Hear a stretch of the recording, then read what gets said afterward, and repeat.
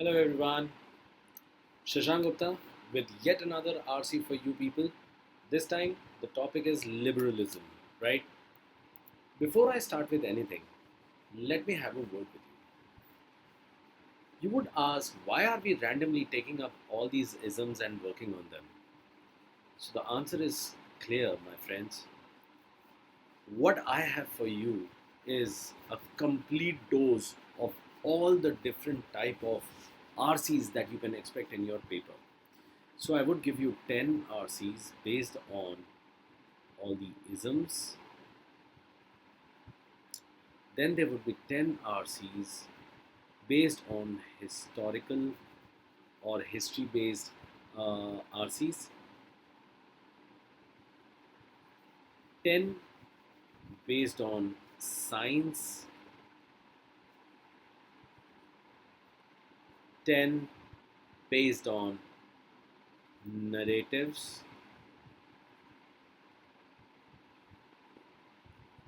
And 10 based on economics.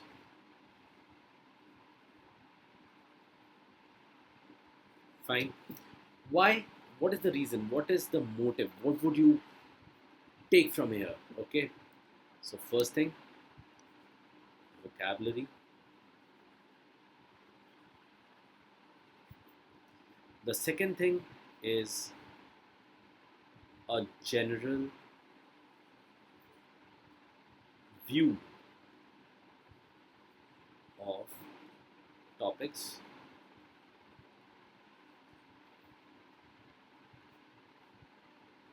Types of questions.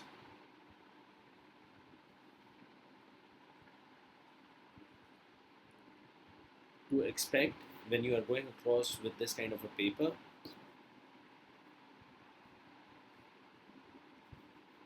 Rule of elimination, and towards the end, mocks as well. Mocks plus PYQ. So, if you really want to get into IIM, this is one opportunity you should never miss. Fine.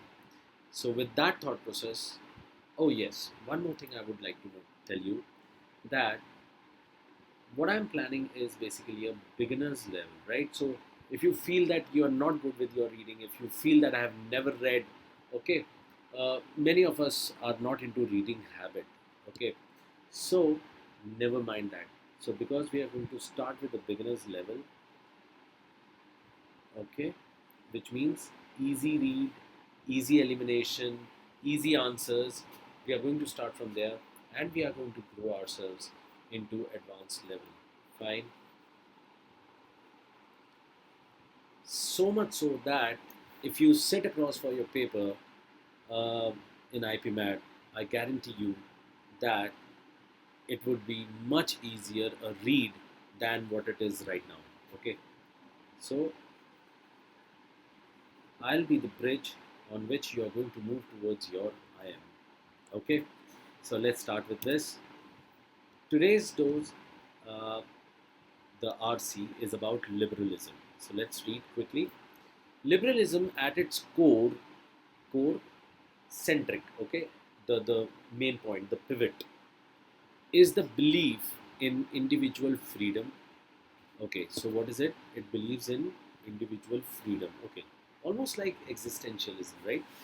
And the protection of rights against uh, arbitrary authority, right? So okay, this is a bit different because they are also protecting people out here, right? So that is why liberalism might be a bit different from existentialism. What is arbitrary? Arbitrary is basically something which is random, okay, from any place, anything, right? So we are talking about something which is random. Authority, the power that is trying to suppress you, emerging during the Enlightenment. Now look at it very carefully. Emerging means grew or it came out from that. Okay. during the Enlightenment. Now, if you look at this, Enlightenment has E as capital, which means that out here we cannot take Enlightenment just like anything else. It has to be something specific, right? Something unique. Okay. So, Enlightenment, I know what is Enlightenment, that it is some kind of revolution or changes that were occurring in Europe.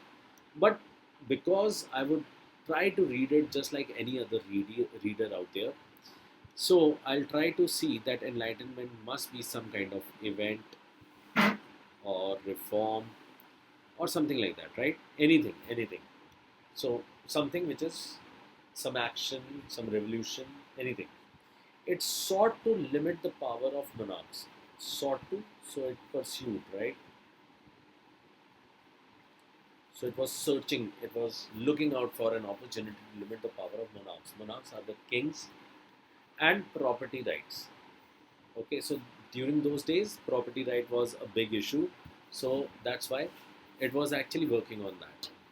Yet, even in its earliest stages, okay, liberalism was not monolithic. What is monolithic? So, monolithic is basically something which was huge, okay, or something which was rigid, fine, which means like it is not very big or something which is very massive kind of a thing. It was not. Some emphasized economic freedom while others stressed political participation. So, what is happening? Some of the people who were into liberalism, they emphasized economic freedom. So, they wanted, like, okay, fine, people should get economic freedom. While others stressed political participation. They said, like, no, we want everyone to get a part in the political. So, you can see, like, how they were diverging, right? They were diversified. Their ideas were not united. So, this can be seen as a negative trait of liberalism. This duality, the dual tone, yes, the two shades, fine, between liberty as freedom from interference and liberty as collective self rule. So, two different things are coming across, has shaped its contested legacy. So, you can very well see the author's tone out here. He's not very content with this kind of a thing, right? So, author is actually a bit negative about the whole liberalism thing. He says, like, uh, they don't know what exactly are they looking out for, right? On one hand, one is looking out for freedom from interference, right? While on the other hand, some people would want collective self-rule, which is again political participation, right? And interference, as in that would be the law and everything, right? Protection of rights and things, right? Contested means something which is conflicted, right? Not very sure about what is the right path. Okay, so this is your first paragraph, clearly shows. And now that you must have read the rest, the other RCs, you would have seen that reading these kind of RCs now becomes easier for you, right? Okay.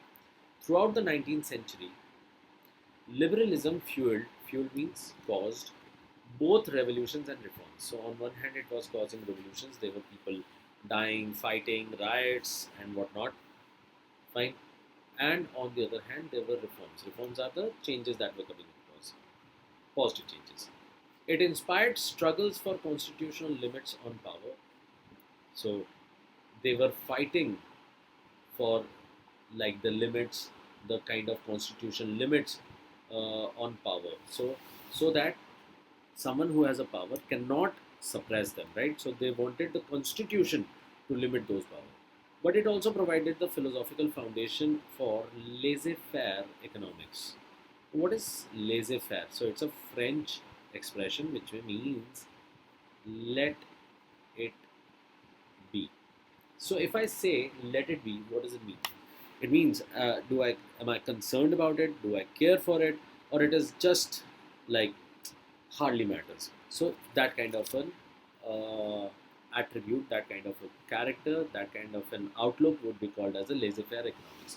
So which clearly means that people who were into laissez-faire economics, they were least bothered about what is happening out there, right? Which critics argue entrenched inequality. And in this case, what happened? It brought about entrenched, which means something which sets in, right? inequality. So there was, instead of helping out, it was actually bringing across inequality. Okay.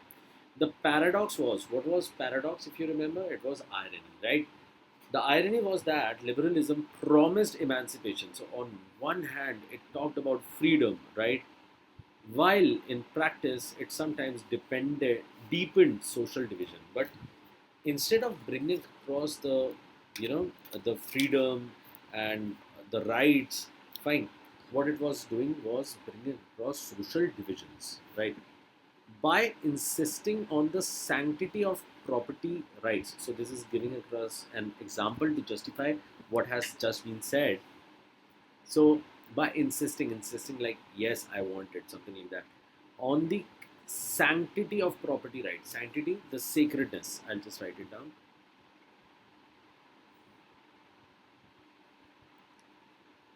Sacredness, okay, of property rights. Classical liberals, classical, the previous ones, right? Maybe the first wave or someone like the founders, can be anyone, right? Classical liberals often aligned means associated,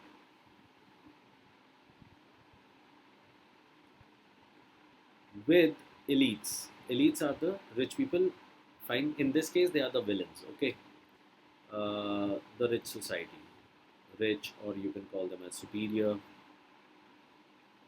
In in positive terms, they are also called as the people with knowledge and other stuff, right? The people who have studied, educated, okay, with elites. So that is the rich or superior class, or the people. Even as they preached universal liberty. So on one hand, liberalism was teaching universal liberty. Everyone is free, everyone has the power, everyone has the right. But on the other hand, it seemed that the classical liberals, fine, classical liberals are the people who actually followed the previous rules, the rigid people out there, right?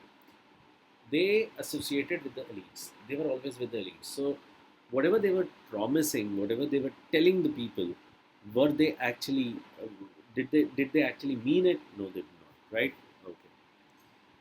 So this was negative. Even this part is telling me something about negative things that were happening around.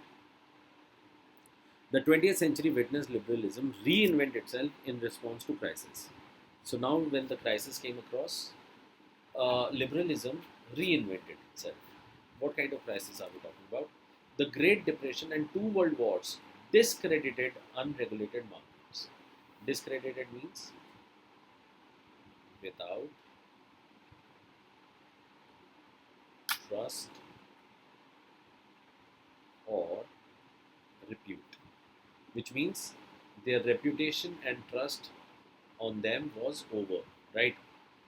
On what? Unregulated markets. Unregulated means which do not come under the law, okay, and forced liberals to embrace welfare states, social safety nets, and regulatory institutions. So automatically, the same people who always vouched or fought for freedom, right?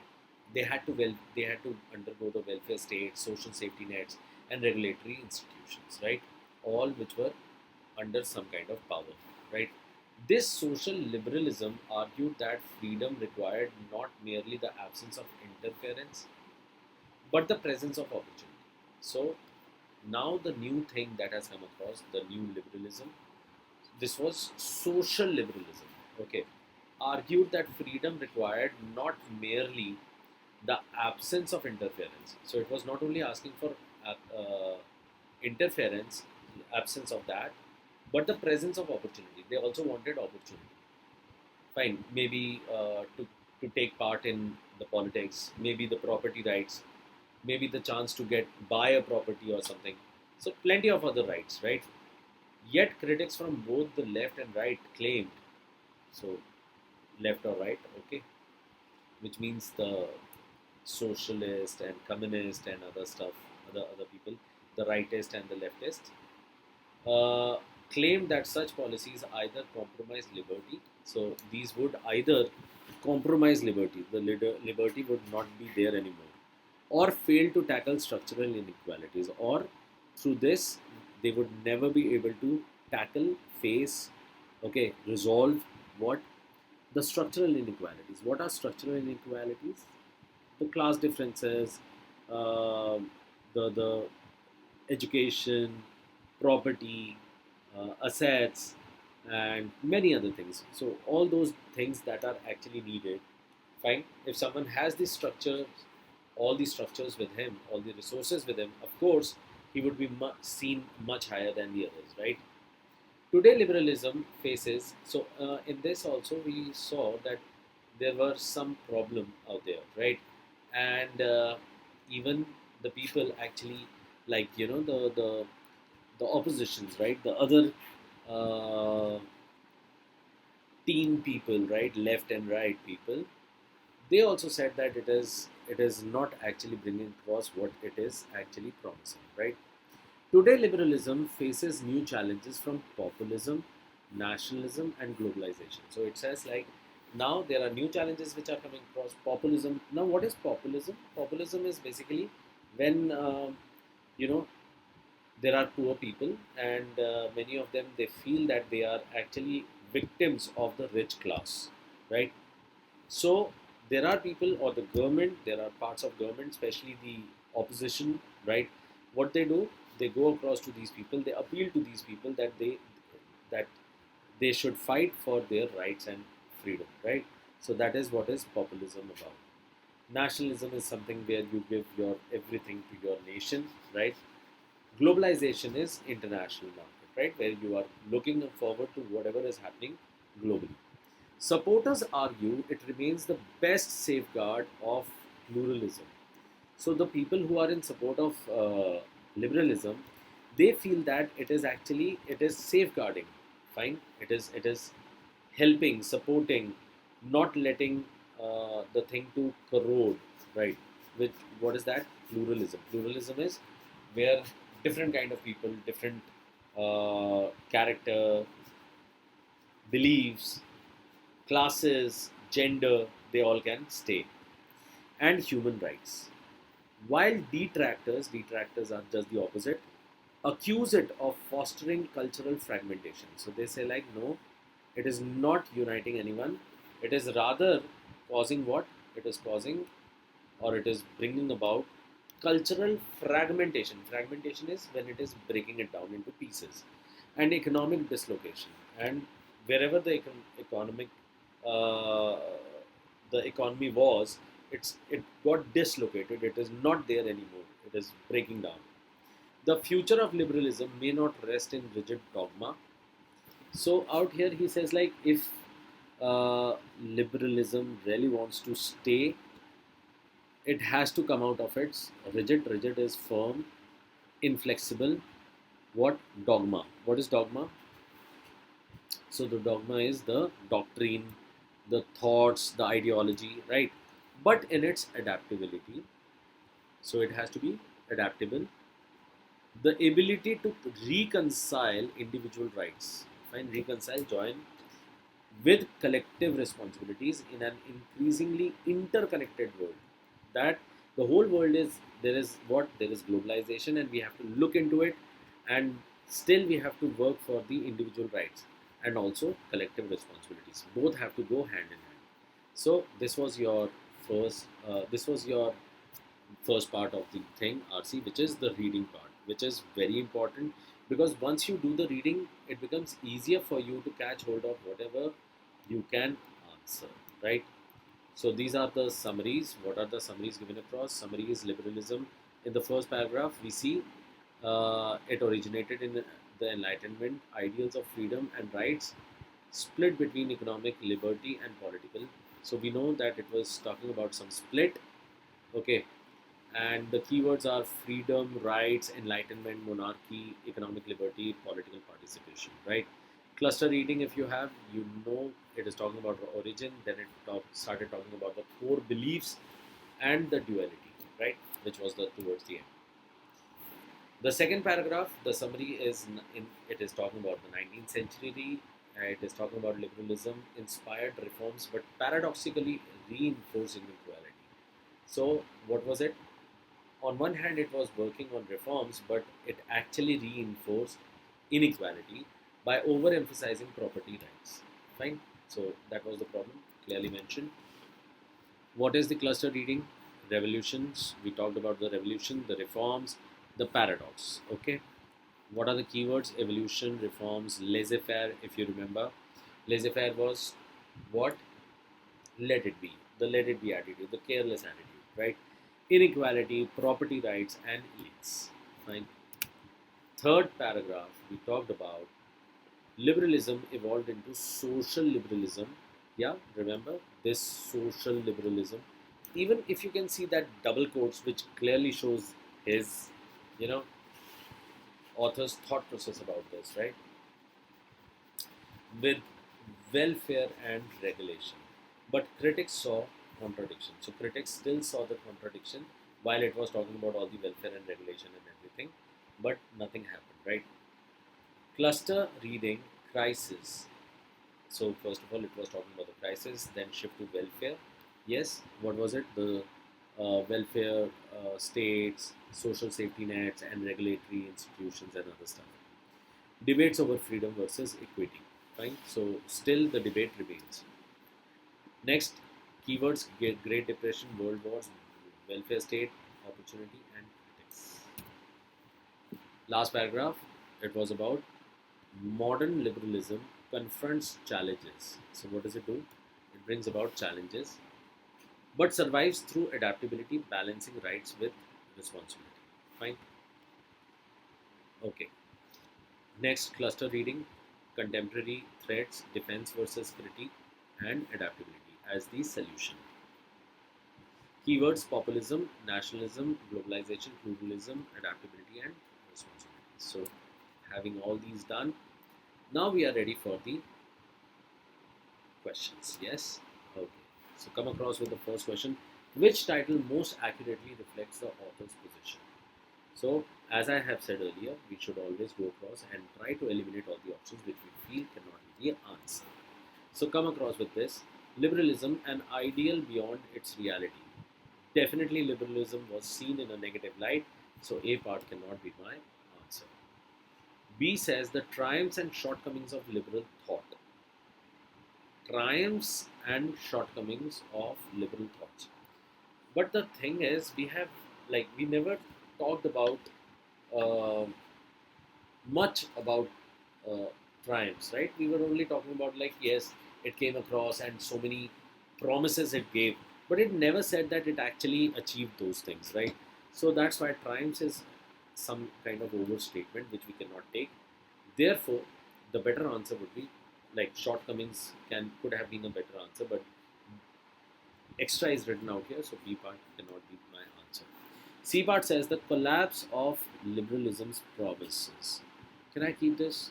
Of course. It actually told me this, that it, though it emancipated so many things, but none of them actually came across. So we can actually keep C part.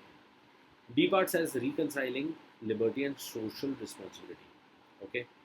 So see, this is reconciliation, liberty, and social responsibility is actually talking about the last paragraph where it came across, right? But it is something of a suggestion. It has never been done yet. It has not been reconciled or anything. So therefore, B part goes away. And hence, the only option that is left is C part is the right answer. Understood? So guys, anytime you have a problem with any kind of question, you can also put it across in your the comment section, right? So I would look into it and I'll provide you with the reason out there. Okay. So in this way, we can also have an interaction. Question 2.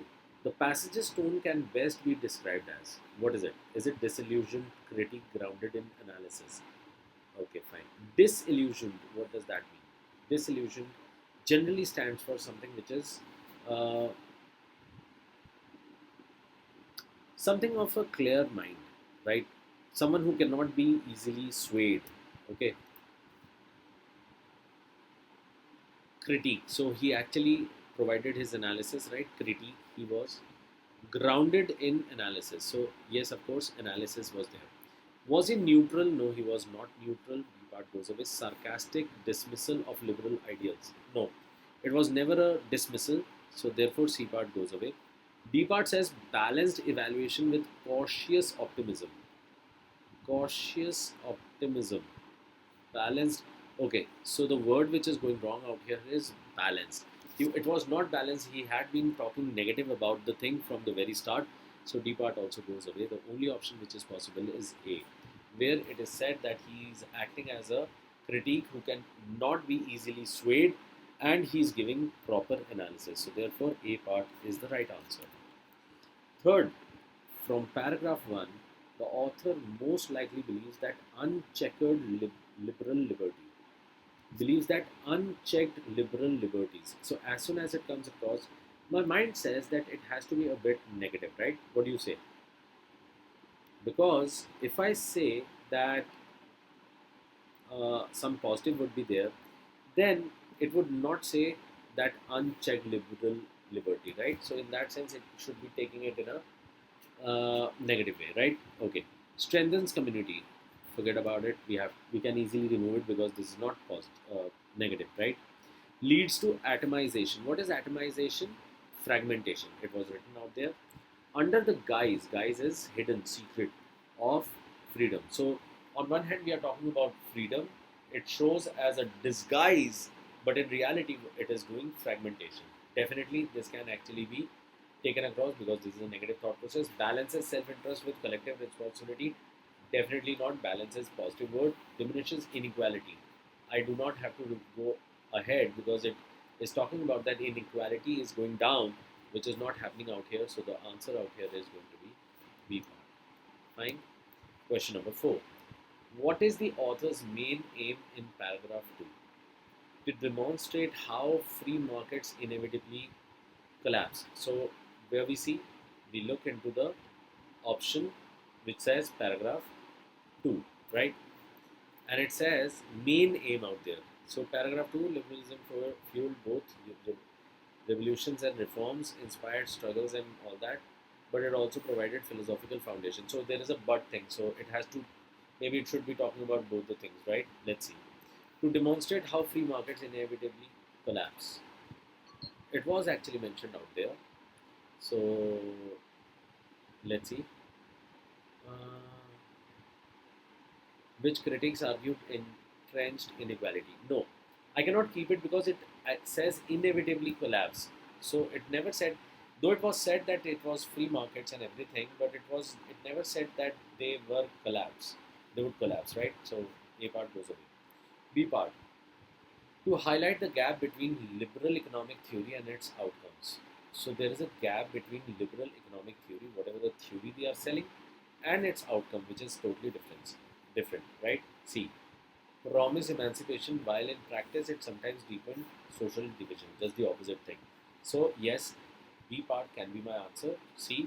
To explain why economic liberalism eliminates privilege. Economic liberalism eliminates privilege. Okay, so no, it does not eliminate privilege. Rather, they align with the elites, right? So it goes away. Now, what do we have? We have uh, D, to argue that wealth inequality is unrelated to liberalism. Uh, when did it said that wealth inequality unrelated to liberalism? Liberalism, if there is, we are talking about rights and everything, so there has to be an equal thing even for wealth. So D part goes away. The only answer which is possible is B, right? You guys can actually see the options are a bit paraphrased and maybe the language might be a bit difficulty for you people, some of you maybe, but what is there is like if you can find out the central thought process about the question, it always becomes easier to catch hold of the elimination points, right? Moreover, what I would want is that why don't you write down in the comment section how would you want me to improve or how would you like these classes in the comment section, so that you know either way, like, it is going to be helpful for both of us, right?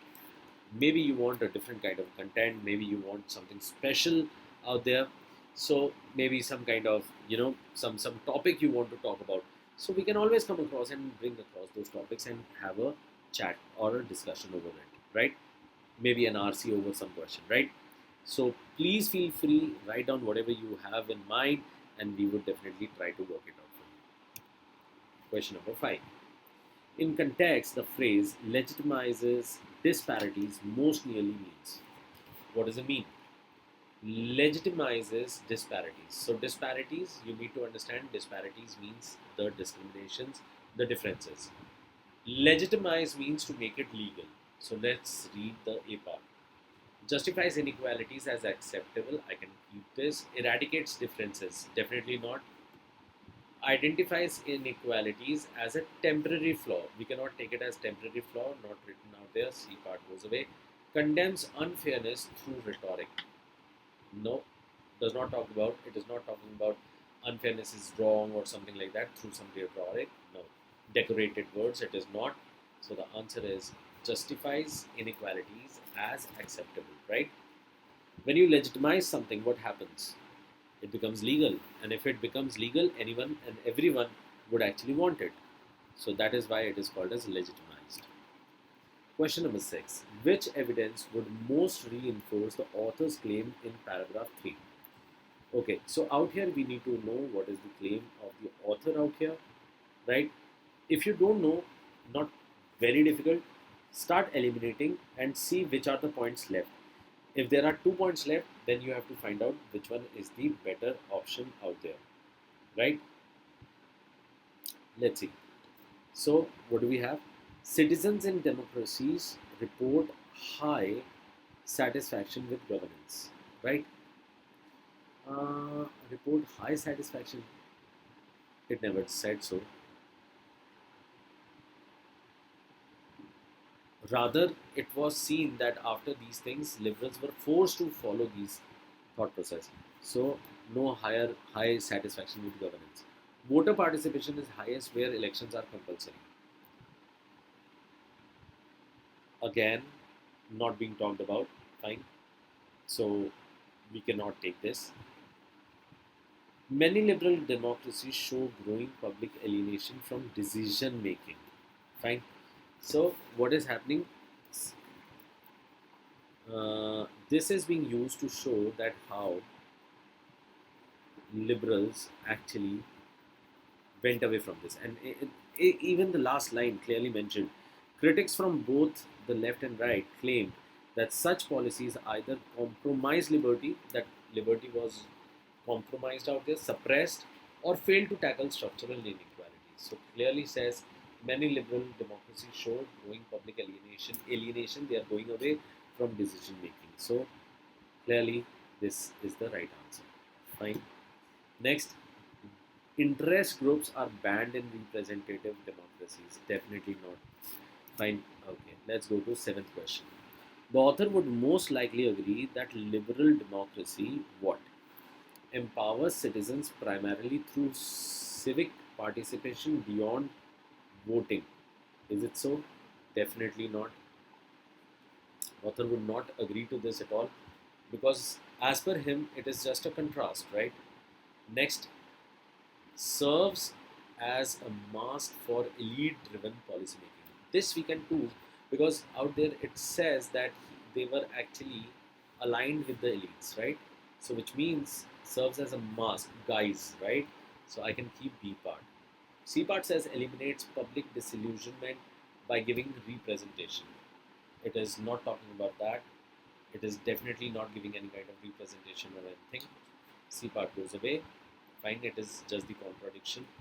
Guarantees equality. I should not even read this further because of it says guarantees equalities of influence among all citizens. This is something that they have yet to achieve. They have not achieved it as yet. So D part goes away. So the only option is B. 8. To show that tolerance without limits undermines shared values. What does that mean? To show that tolerance. Oh, let us read the question first. Why does the author bring up cultural relativism in paragraph 4? Okay, so this is what the fourth paragraph about. And so it says to show that tolerance without limits undermines shared values. Can this be an answer? Of course, we can keep this, right? Because it says that tolerance without limits, okay, so without limits, if we don't limit it, it undermines shared value. So whatever things we are sharing, it actually gets undermined, it is undervalued, right? To praise liberal pluralism as a safeguard against polarization. Uh, no, this is not what they are trying to do. So this goes away. A part stays. C. To argue that tolerance inevitably brings about moral clarity. To argue that tolerance inevitably brings about moral clarity. Nothing like that. No talk about moral clarity or anything. D part to illustrate that communities grow stronger when every view is validated. Uh, of course, it was not because of that, right? Rather, it was actually talking about to show that tolerance without limits undermines shared values. So it clearly said that supporters argue it remains the best safeguard. So this was a positive thing. Detractors accuse it of fostering cultural fragmentation. Yes, so cultural relativism out here it sees that it goes about what fragmentation and economic dislocation, the future of liberalization. So it clearly mentions that if we keep on tolerating without any limit, it is going to the shared values are going to be they would go down, right? They would not be looked upon with respect. So D part goes away. The answer has to be A, right? Question number 9. The word paradoxically most nearly means what? So paradoxically, it means irony because we have been doing this word so many times. Paradoxic is something which is contradictory. So the only word which is contradictory out here is C part. Okay. Oxymoron are opposites. Yes, contradiction. It also talks about contradiction, but they talk about two contradictory words written together, which means something like true lies, right? Or I can say bittersweet.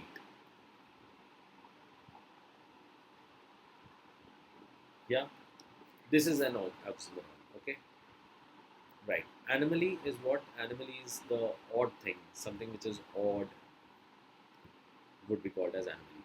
So paradoxically means ironically, which means like when a contrast happens.